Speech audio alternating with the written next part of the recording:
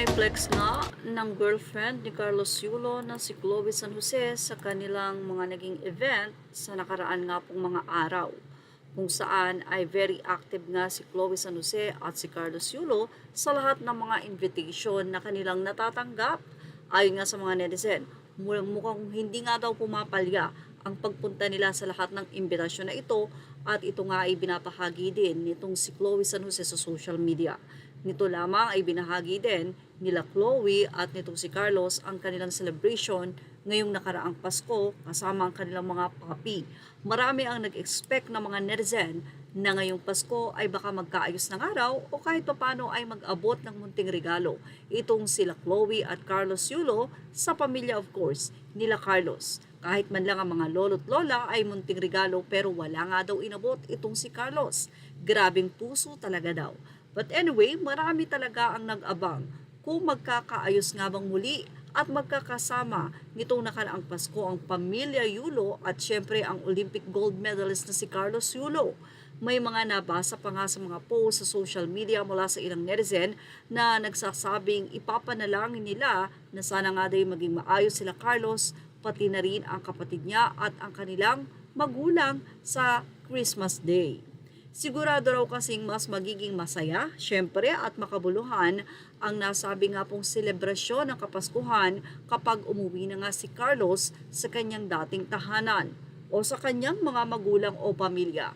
Ngunit syempre, bigong-bigo nga ang mga netizen na umasa na magkakaroon ng bonggang reunion sila Kaloy at ang mga magulang na to na sila Angelica Yulo at Mark Andrew Yulo, pati na rin ang kanyang dalawang gymnast na kapatid.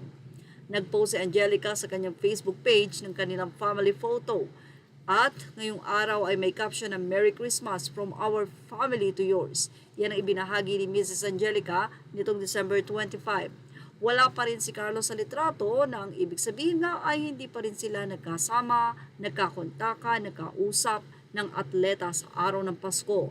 Ang paniniwala nga ng ilan o ng mga netizen until now ay wala pa rin ginagawang paraan or way itong si Carlos Yulo para tuluyan ang matuldukan ng issue sa kanyang mga magulang.